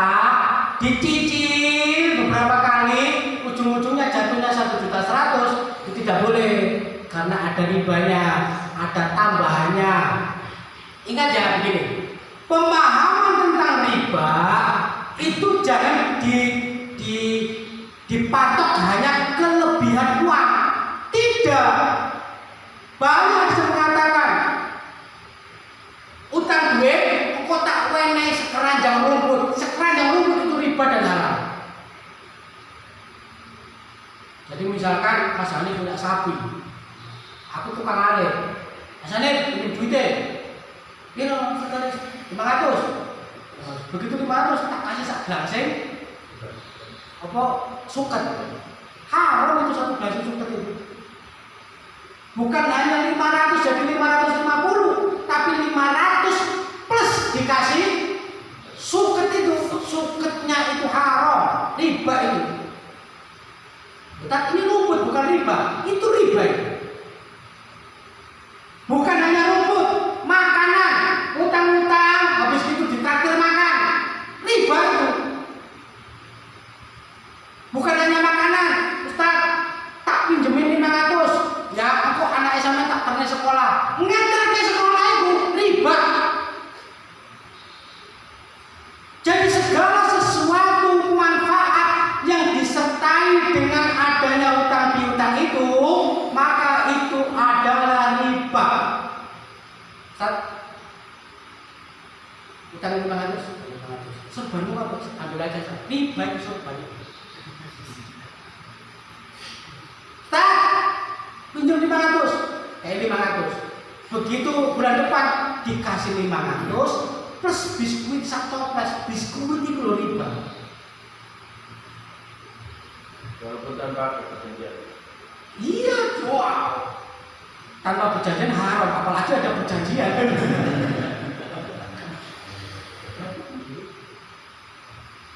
Jadi riba itu jangan dimaknai kelebihan uang. Segala ya riba kok dari sisi bahasa Arab itu artinya aktor, pemberian. Jadi segala sesuatu pemberian yang tidak biasa terjadi itu diharamkan. Jadi bagaimana begini? Saya sama Mas Haris ini sama-sama Haris ya, double Haris. Saya Haris A, beliau Haris B. Saya biasanya ke tempat beliau bawa kacang. Habis itu saya kasih buah, ada saya kasih. Kacang saya kasih, buah saya kasih. Setiap kali saya datang ke rumah beliau. Setelah itu saya pinjam duit sama beliau. Setelah baik pinjam duit, saya datang tak kasih kacang sama tak balikin duit dari 500.000. Kacang ini haram apa? Riba apa? Kalau sudah terbiasa terjadi saling memberi, ini enggak haram. Tapi kalau sebelumnya tidak pernah ngasih, terus karena hutang piutang kemudian ngasih, itu haram. Makanya Ustaz, ngasihnya ini ikhlas tak, setelah utangnya ini saya kasih baru saya kasih kacang, iya itu haram. Pertanyaannya, lu biasa ngasih kacang atau belum? Enggak, itu tambahan. Enggak boleh. Jadi riba itu dalam bahasa Arabnya itu artinya itu adalah aktor, pemberian. Jadi segala sesuatu yang diberikan, baik uang, makanan, rumput, kendaraan, fasilitas atau apapun itu akan jadi haram. Karena itu riba. Kok tak pijiti? Nggak boleh riba. Nah duitnya kok tak pijiti deh. Riba pijit itu nggak boleh. Ada orang yang memahami riba itu ada tambahan uang. Contoh misalkan, jadi beliau punya mobil nih. Saya biasa sewa sama beliau, sewa. Suatu ketika, ya, karena saya sewa mobilnya beliau kan begitu. Beliau butuh duit. Nah, butuh duit berapa? 2 juta. Dia saya kasih 2 juta. Terus mobilnya gak usah disewa, keuangan. Riba itu riba. Tak boleh. Tambah atau beliau. Makanya kredit duit yo haram punya kalau ada tambahannya. Kredit itu sebenarnya diperbolehkan. Kredit itu diperbolehkan. Tapi kredit kalau hutang piutang itu nggak boleh ada bunganya. Sebenarnya begini itu boleh sebenarnya, makanya harus diakali. Tanya, Pak, pinjam duitnya piro?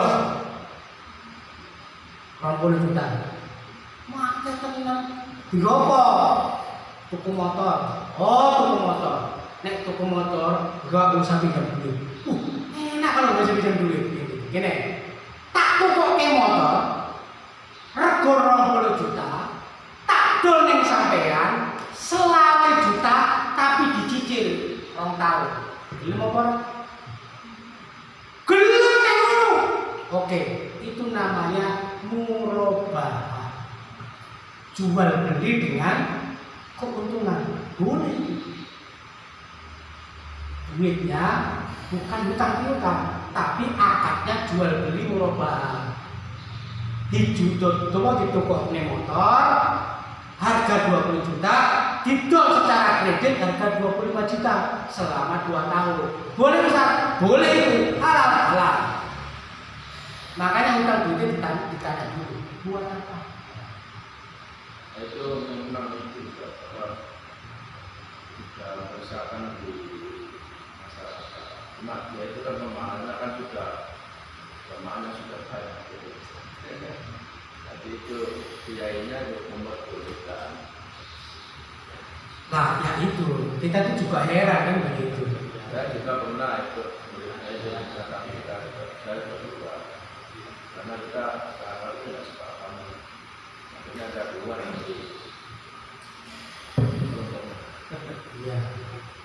Iya. Sebenarnya yang tadi itu saya beli murabahah. Ya. Makanya saya punya sepeda, saya butuh duit.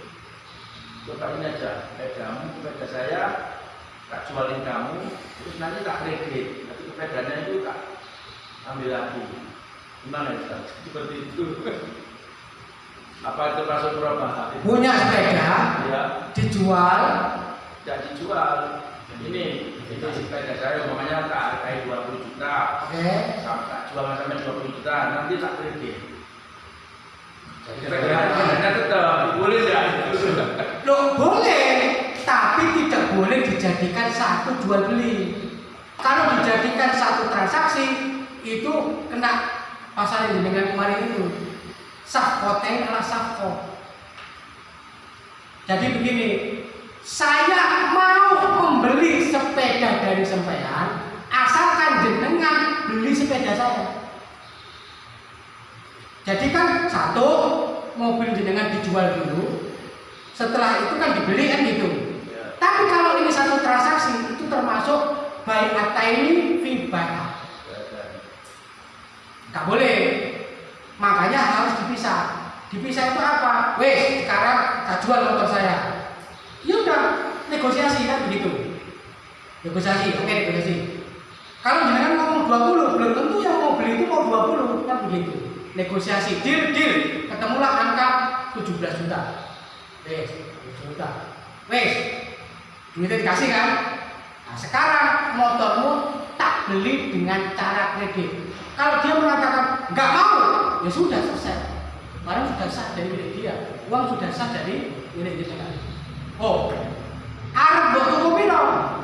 Tak tuku 1.000 juta tapi kredit, boleh nggak? Boleh. Tapi harus terjadi serah terimanya barang dulu, harus berpindah dan ada jeda. Apa itu ada jeda? Forumnya harus dipisah. Karena kalau masih satu forum itu kena safkoten ala safko. 2 akad 1 transaksi. Jadi tidak tempat. Ya, pindah tempat atau dijeda. Ditinggal di kamar mandi atau apa, terus itu balik lagi. Iya, begitu benar. Kalau orang itu nggak berpindah masih di situ, itu masih satu forum, itu nggak bisa dilanjutkan akadnya. Tukar tambah itu tetap harus disepakati.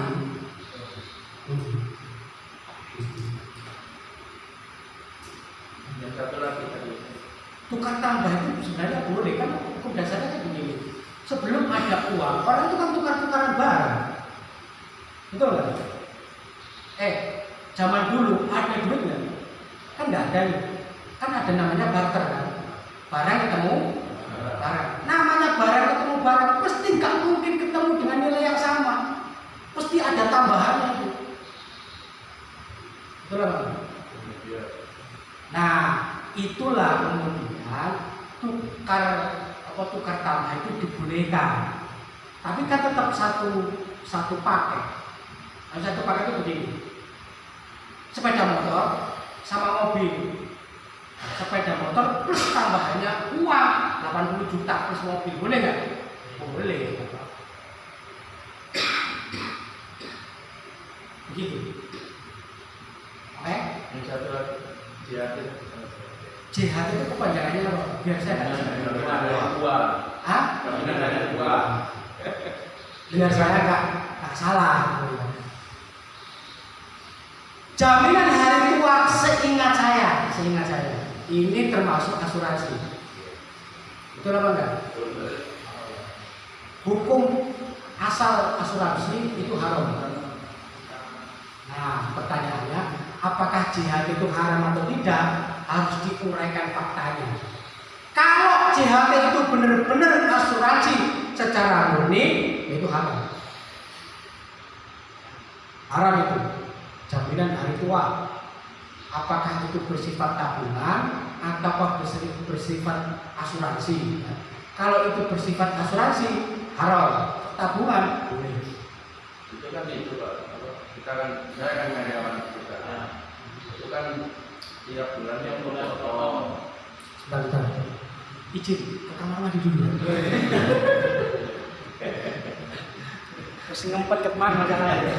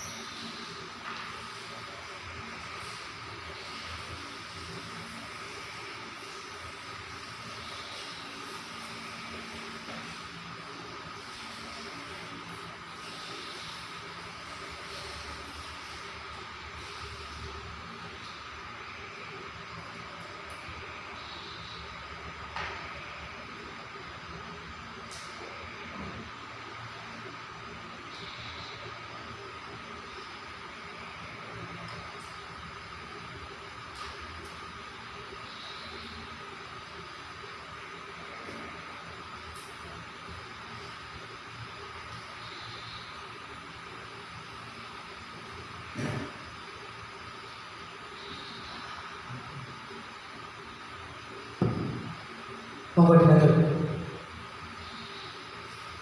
JHT, jaminan hari tua. Faktanya seperti apa itu? Dan itu berat yang potong gaji. Jadi kita kerja, gajinya dipotong untuk Kalau sudah keluar perusahaan itu Biasanya untuk karyawan 40%, perusahaan 60%. ya. ya. Pertanyaannya begini, satu, akadnya apa? Dan nabung kita Setelah kita keluar, Enggak, akadnya itu asuransi kah atau tabungan kah atau tabungan dari tua? Nah, kalau akadnya asuransi, nah itu maksud saya asuransi itu kan haram, tidak boleh. Maka itu tidak boleh, gitu loh ya. Kalau akadnya itu tabungan hari tua, namanya tabungan wadiah, itu boleh. Gitu loh ya. Apa bedanya Ustaz? Kan sama-sama nabung, kan gitu. Ya, dari sisi akadnya. Pelacur sama bukan, itu kan tergantung akadnya. Perbuatannya mau bodoh, Pak. Paham ya? Gitu. Tapi nek sudah begini, Pak, halal, Pak. Nek gak begini, haram. Tergantung akadnya. Aktivitasnya sama. Nabung dengan asuransi bisa jadi sama, tetapi secara akad berbeda. Kenapa? Karena klausul-klausul asuransi itu akan berlaku, gitu loh. Beda dengan klausul-klausul nabung. Paham ya? Itu yang pertama. Yang kedua begini, Ustaz, bagaimana kalau saya dipaksa untuk asuransi? Kalau asuransi tak boleh kan begitu. Tapi kalau saya dipaksa ikut asuransi, bagaimana Ustaz? Contohnya apa? Contohnya pada saat kita beli kendaraan, ngurus STNK, BPKB, itu pasti ada asuransi kecelakaan jasa raja yang ada di dalamnya. Berarti kita kan terpaksa itu sudah include di dalam situ kan begitu. Nah kalau sudah include di dalam situ ya sudah. Nah kalau jenengan kerja di situ kemudian dipaksa perusahaan dipotong dan juga sebagian dibayarkan perusahaan, ya wes sudah. Tapi kalau jenengan itu tidak dipaksa perusahaan, ya nggak boleh daftar. Pak saya daftar loh BPJS Ketenagakerjaan, saya daftar enggak. Yang kita maksudkan pengelolaan hidup itu, potongannya itu, ya itu kan menjadi kayaknya itu ada bunganya. Kemudian kita dipotong 15.000, nah itu ternyata perkembangannya tiap bulan itu tambah terus gitu. Kurang tahu itu duit buat apa, kita nggak tahu. Begini, kalau misalkan saya nabung ke beliau, titip duit ke beliau, kemudian duit ini itu tanpa sepengetahuan saya dipakai beliau muter-muter begitu, ya bukan urusan saya gitu. Nggak tambahannya yang saya maksud. Tambahannya JHT ini jenengan itu. Ya betul. Makanya itu. Nah itu yang saya masalahkan itu. Ya itu, ya begini maksud saya. Kalau itu dianggap sebagai modal, nanti masuk di dalam pembahasan sirkah. Kalau dimasukkan pembahasan sirkah, itu gak bisa, gak akan ketemu. Gak bisa. Kenapa? Karena hukum sirkah itu sangat spesifik, nanti berbeda. Contoh ini ya, ada batas waktunya. Ya, kalau sirkah itu kan begini misalnya, saya punya bisnis, belum punya duit. Duitnya diinvestasikan ke saya. Ini namanya sirkah. Duit ketemu pengelola, namanya mudharabah. Ya, mudharabah itu ada dua, ada mudharabah murni, ada mudharabah musyarakah. Kalau yang ini namanya mudharabah murni. Beliau duit, saya yang mengelola duitnya. Maka di dalam akad sirkah ini anggotanya jelas, beliau. Kalau ada orang masuk baru, nggak bisa masuk langsung. Ini harus dibubarkan dulu, orang lain masuk baru berakad lagi. Lihat ya. Yang kedua, ada jangka waktunya. Jangka waktunya berapa lama nih kerjasama kita? 2 tahun, 3 tahun? Yang kedua kedua. Yang ketiga ada namanya objek syirka. Bisnis yang mau saya modali itu bisnis apa? Itu harus jelas. Nggak boleh dipakai untuk semuanya, pokoknya bisnis itu nggak boleh begitu. Itu nggak jelas. Harus jelas. Bisnisnya apa misalkan? Dodolan kopi. Oh oke. Dodolan kopi waktu 2 tahun modalnya 200 juta. Sudah. Jadi begitu 2 tahun dihitunglah semua aset, semua kekayaan sama uangnya itu. Lebih dari 200 atau tidak. Kalau misalkan lebih dari 200, maka ada keuntungan. Bagilah itu. Tapi kalau kurang dari 200, rugi, betul nggak? Kalau rugi misalkan modalnya 200, ternyata asetnya tinggal 150, rugi berapa? 50 juta. Pertanyaannya, sing nanggung 50 juta itu Mas Haris B atau Mas Haris A? Atau AB? Di dalam konsep Islam, kerugian uang ditanggung pemodal. Karena apa? Karena saya sudah rugi waktu, pikiran, tenaga untuk mengelola. Kenapa? Karena saya ketika mengelola bisnis itu tuh nggak boleh dibayar juga, nggak boleh digaji. Hanya berdasarkan bagi hasil. Jadi kalau ada keuntungan keuangan, beliau yang harus nanggung. Saya enggak. Kenapa? Karena saya sudah rugi waktu, tenaga, pikiran. Orang tahu yang ngurusin bisnis ini gile, nggak dibayar, nggak digaji. Masa aku butuh bayar duit juga. Gitu. Nah, pada konsep itu, satu, tidak jelas siapa anggota syirkahnya. Satu. Yang kedua, tidak jelas batas waktunya. Yang ketiga, tidak jelas objek syirkahnya. Yang keempat, tidak jelas pembagiannya juga. Makanya tidak bisa diartikan sebagai syirkah. Itu sama kayak bulan. Orang nabung, duitnya diputer, kita dikasih rakyat. Nah gitu, mirip gitu. Tapi namanya jihad, bukan B. Terus apa sikap kita, Ustaz? Sikap kita adalah jangan diambil bunganya. Tak, gak bisa, ini harus diambil dan kita harus menerimanya. Ada ulama berbeda pendapat.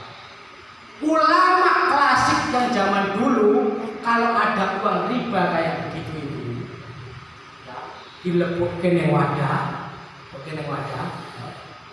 terus dikei waktu, dilemparin yang laut, wah, wes, hilang. Sopo sing nemu terserah, pokoknya buang lagi. Itu ulama klasik. Ulama modern, uang riba tadi itu tinggal membuat fasilitas umum, WC lah, opokah, tempat sampah, fasilitas umum. Tapi ingat ya, uang riba yang disedekahkan tidak akan bernilai pahala. Dimakan dosa, disimpan jadi pembakar kelak di yaumil akhir. Ayo, enak aja Pak. Disedekahkan tidak berpahala, disimpan kelak akan menjadi pembakar kita. Dibuang.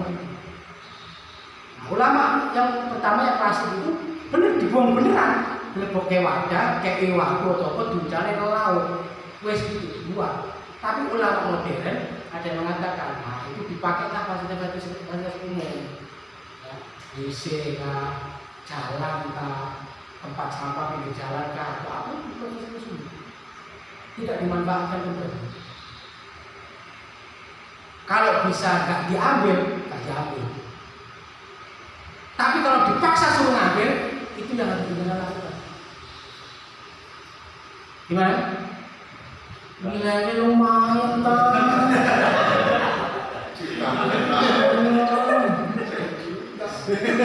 Sayang tenan loh. Yang disebut riba itu tambahannya ya. Pokoknya orang loh.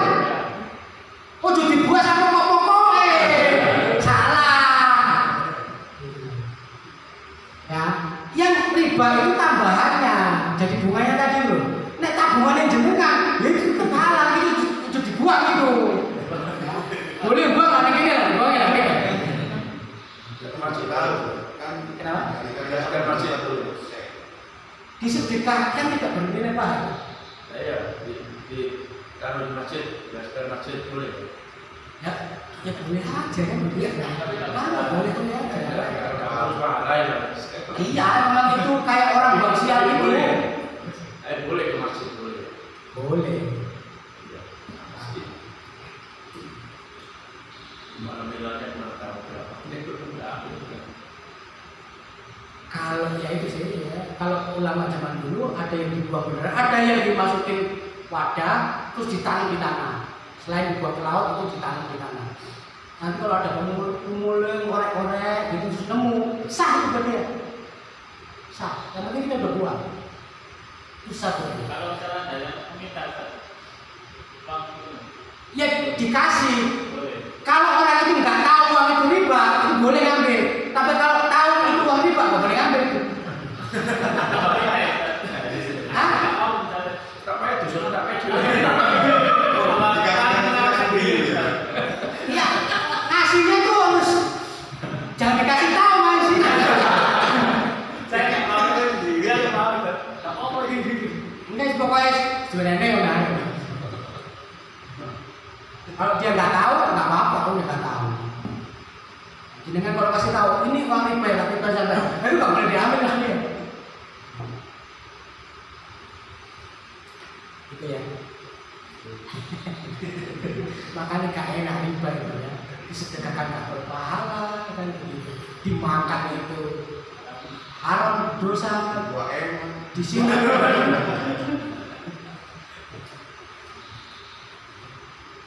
Ya, itulah. Cukup ya? Nah, kalau sudah cukup, monggo Mas